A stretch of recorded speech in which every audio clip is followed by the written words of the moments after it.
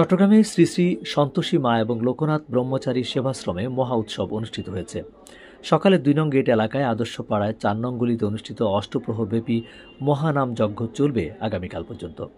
এতে পৌরোহিত্য করেন মন্দিরের সাধিকা কাননবালা দেবী। এ সময় উপস্থিত ছিলেন মন্দিরের মহারাজ বেনু ব্রহ্মচারী, প্রশান্ত ভট্টাচার্য, বিজন পাল সহ অন্যরা। এ সময় আগত ভক্তবৃন্দের মাঝে অন্নপ্রসাদ বিতরণ করা হয়।